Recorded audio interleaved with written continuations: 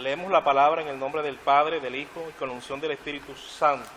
Yo voy a leer un versículo, ustedes leen el siguiente.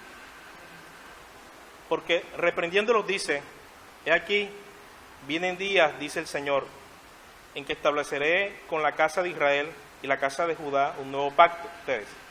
No como el pacto que hice con su padre, el día que los tomé de la mano para sacarlos de la tierra de Egipto, porque ellos no permanecieron en mi paz, y yo me desentendí de él, dice el Señor. Por lo cual, este es el pacto que haré con la casa de Israel.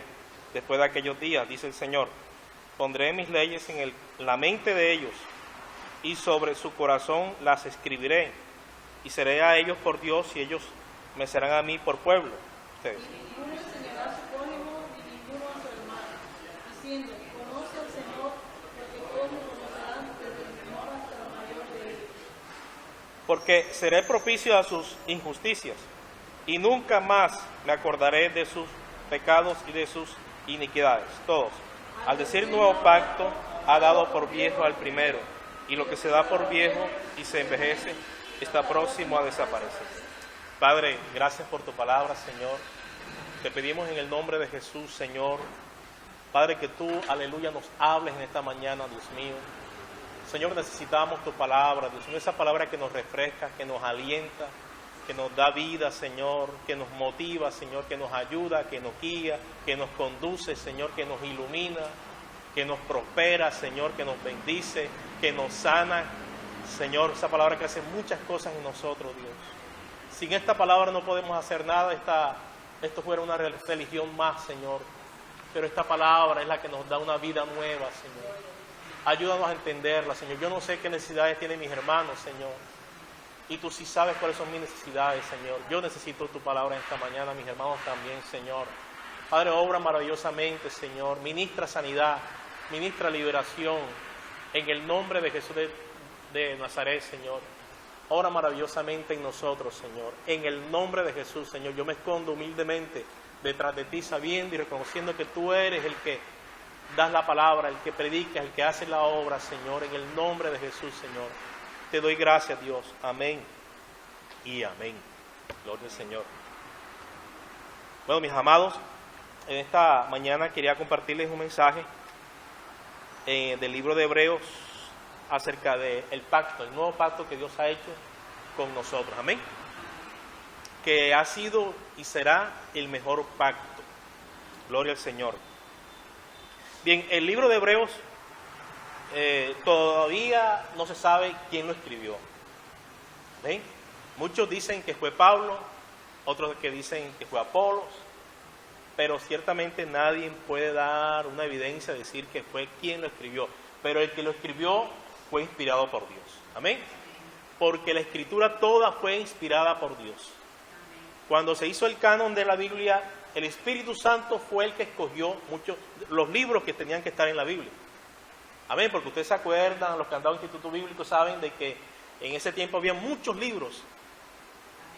Y esos libros, algunos eran verdaderos, otros eran falsos, otros escritos por Pablo, pero que eran falsos, otros escritos por Pedro, pero que eran falsos. Y así. Entonces, los que hicieron el canon, cerraron el canon de la Biblia, eso lo hicieron estudiando y estudiando hasta encontrar verdaderamente cuáles eran los libros que se podían incluir en la Biblia. Gloria al Señor. ¿Cuántos alaban al Señor? Bien, pero cuando estamos hablando de pactos, si usted lee el capítulo 7 de Hebreos, nos habla de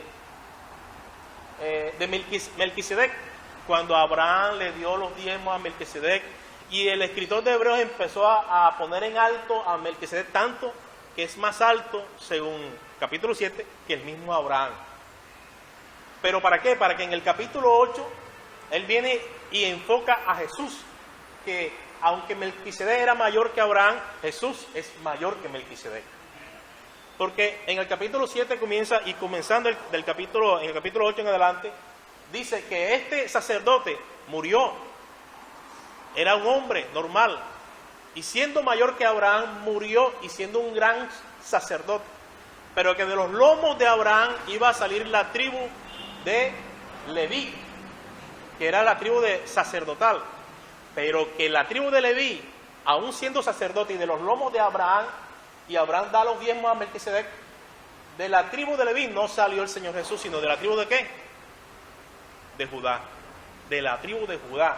Esto dando a entender que el mayor sumo sacerdote no venía de la descendencia de los sacerdotes, sino que venía del Dios mismo, dando a entender que Dios es el que hace la obra para nosotros los hombres. Y empieza a decir el libro de Hebreos en el capítulo 8 que este sumo sacerdote nos convenía, porque él era santo, sin mancha, sin pecado.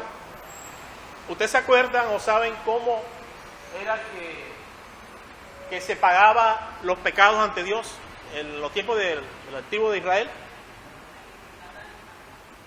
Sacrificaban animales. ¿Pero cómo era el animal? Perfecto. Tenía que ser nacido en casa. No tenía que tener manchas de la piel, ni siquiera, y tampoco problemas en la pierna, nada, ningún tipo de problema. Tenía que ofrecérselo al sacerdote. ¿Y cómo hacían cuando se lo ofrecían? Se lo ponía hacia al sacerdote, rodeaba a la familia este animal. Lo ofrecían y el sacerdote venía y lo cortaba, le cortaba el cuello. Cuando le cortaba el cuello, la sangre tenía que correr. Estamos hablando del lugar, en el tabernáculo, en el lugar del atrio, en el patio. Y ahí corría la sangre. Inmediatamente la familia tenía que poner la mano sobre este animal. ¿Cierto? ¿Para qué? ¿Para qué? Para expiar su pecado. Indicaba que los pecados simbólicamente se le traspasaban al animal, mientras el animal moría derramando su sangre. ¿Por qué? Porque ese animal tenía que ser inocente de lo que ellos habían hecho, para que esa cantidad de pecados los cargara un inocente. Amén. ¿Tiene similitud con el Señor Jesús? Toda la similitud, ¿verdad? Jesucristo era sin mancha, sin pecado.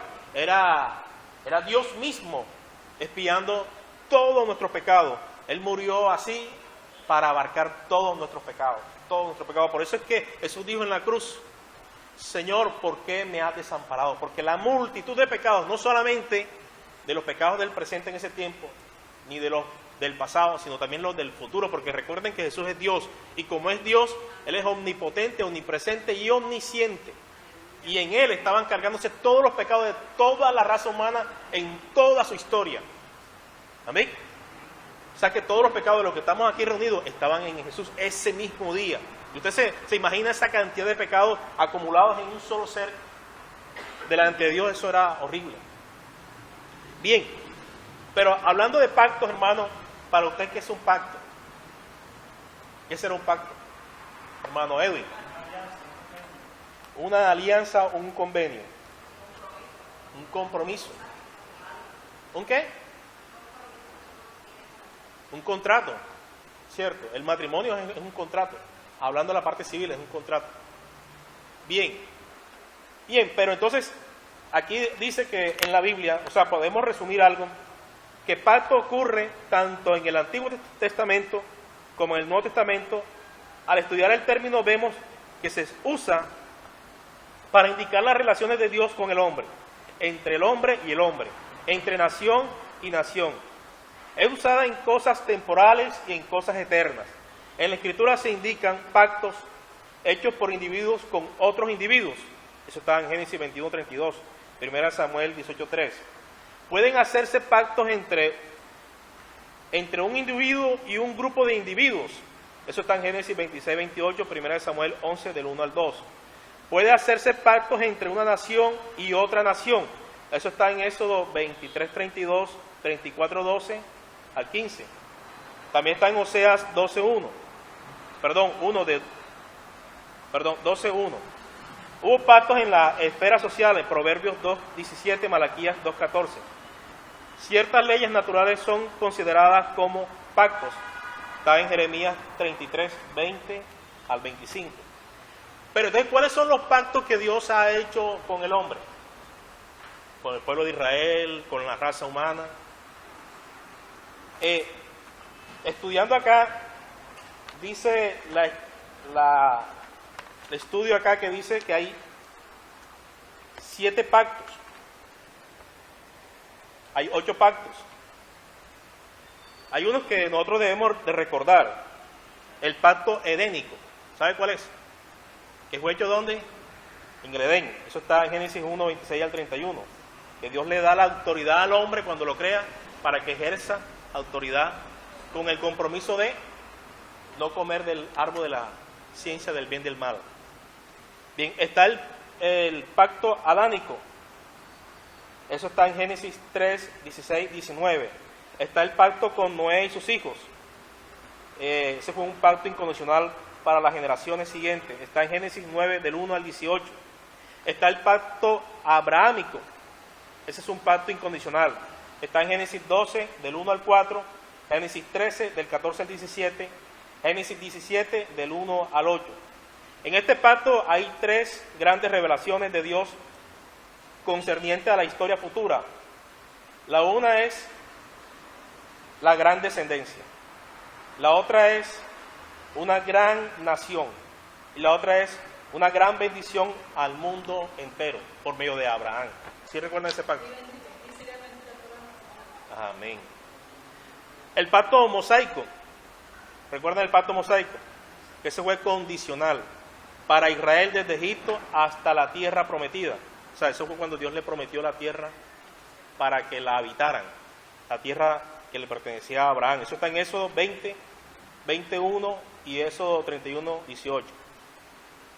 Bien, el pacto davídico es un pacto incondicional que está en 2 Samuel 7, del 4 al 16, Primera de Crónicas 17, del 3 al 15, que prometió un linaje real sin fin, un trono y un reino total para siempre.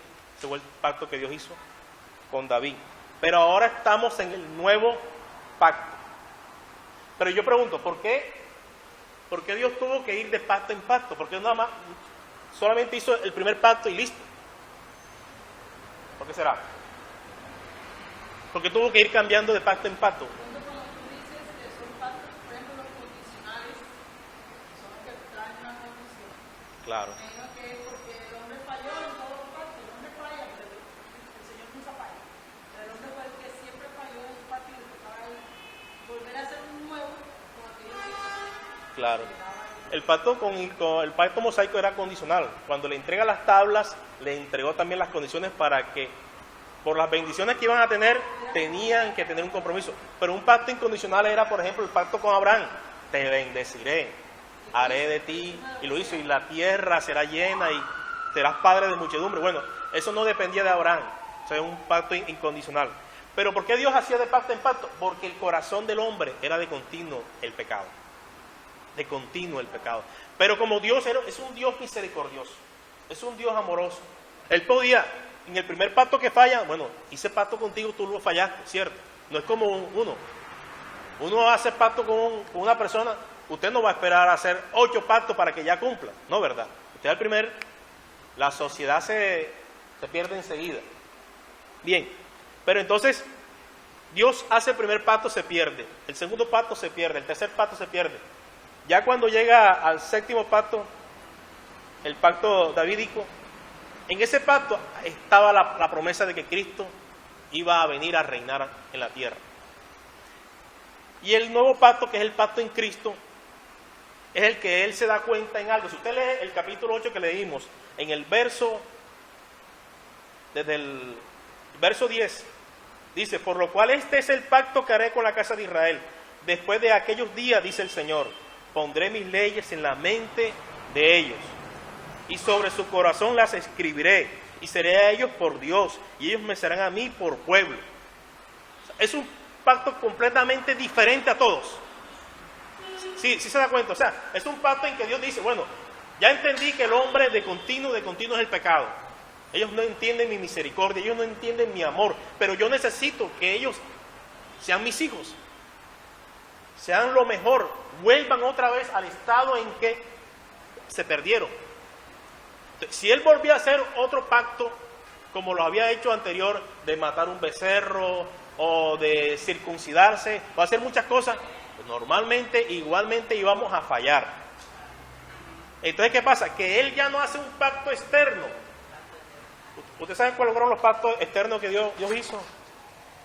Dios hizo el pacto, por ejemplo, uno de los pactos fue el del arco iris. ¿Sí recuerdan? Dios hizo un pacto con Noé y dijo, no voy a destruir más la tierra con un diluvio. Con un diluvio. Muchos dicen que piensan que porque está lloviendo fuerte, Señor, si tú prometiste que no ibas a destruir la tierra, no, es que ese día, esos 40 días, Dios destruyó toda la tierra con un diluvio, no con un aguacero, con un diluvio.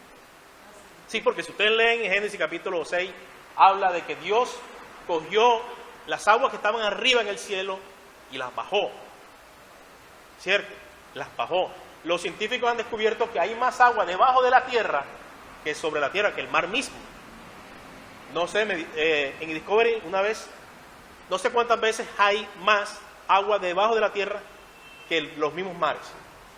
Eso lo dijeron los científicos. Y usted se imagina que toda esa agua salió y el agua que venía abajo también salió. Eso era un diluvio. Pero Dios prometió no volverlo a destruir de esa forma. Bien, esa es una de los pactos eternos, de los sellos de los pactos. El otro era la circuncisión.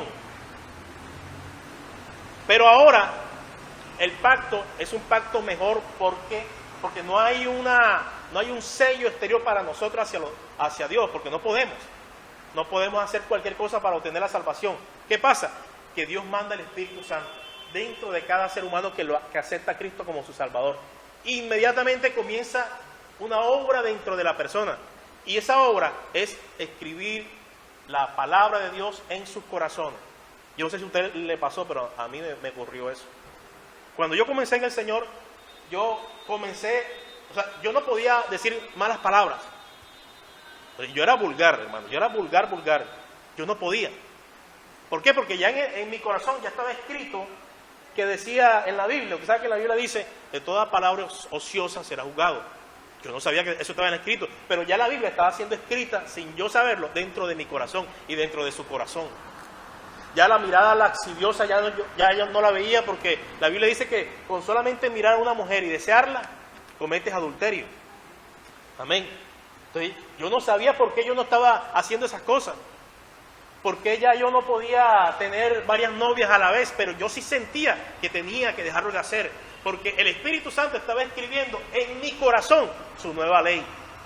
Y ahí es donde se demuestra que el mejor pacto, el último pacto es mejor que los anteriores. Porque los otros pactos actuaban fuera del hombre, por medio de leyes, y esas leyes no se podían hacer, porque el hombre de continuo es el pecado. Pero cuando esas leyes no están afuera, sino que están adentro del hombre, hermano, el corazón cambia, y cuando el corazón cambia, que es el corazón, que es lo perverso del hombre, el corazón, cuando ese perverso corazón cambia a un corazón santo, ahí es donde se cumple el pacto. Y ese pacto es el mejor, porque ese pacto no depende de que si yo acepto el pacto o no lo acepto.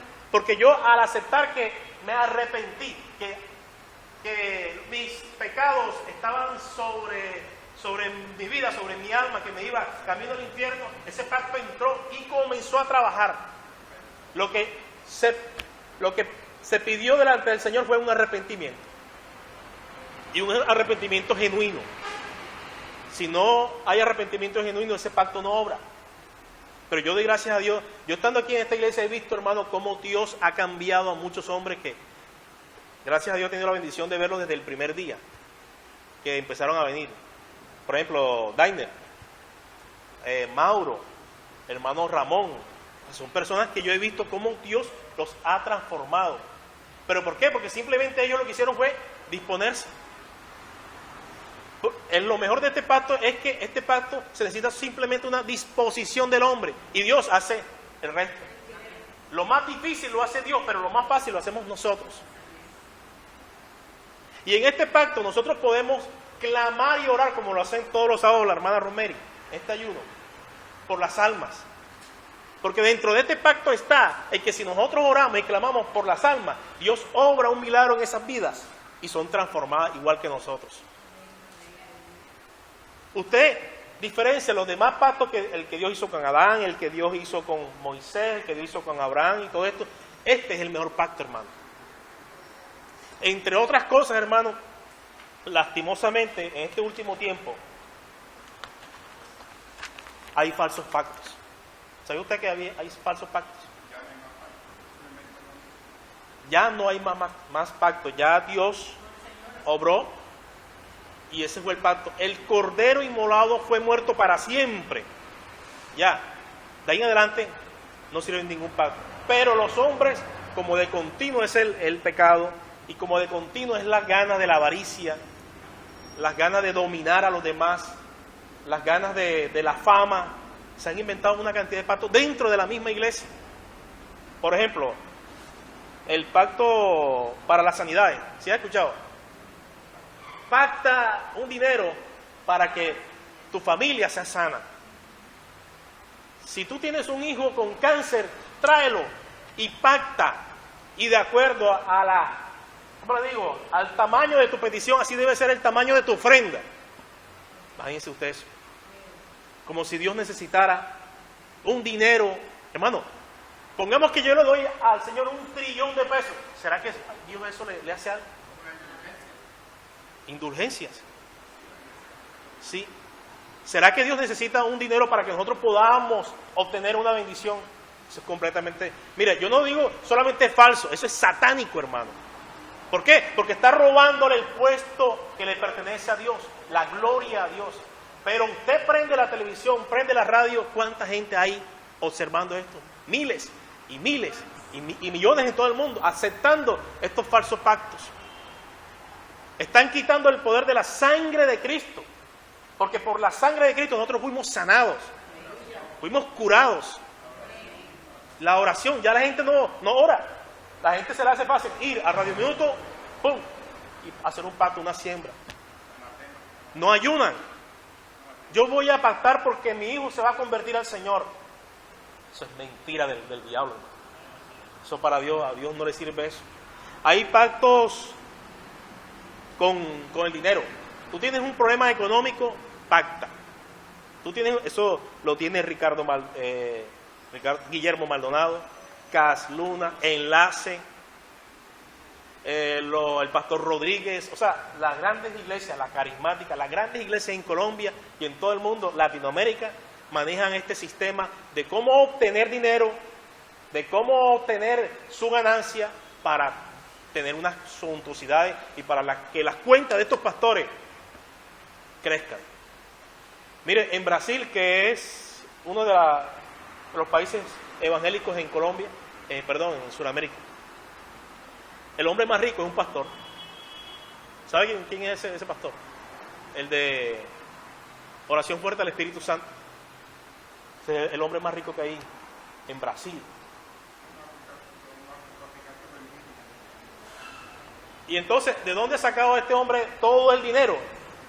De esta cantidad de pactos que hacen en la religión esta, la secta, Oración Fuerte al Espíritu Santo. Pero, ¿ah? Claro, es falsa, completamente falsa. Completamente falsa. Es fetichista, es satánica, es una cuestión de brujería, todo eso. Pero eso también está dentro de la iglesia. Porque ahora se usa todas estas cuestiones acerca del pacto en que el aceite, venden el aceite ungido en colores. Y tiene que ser ungido por un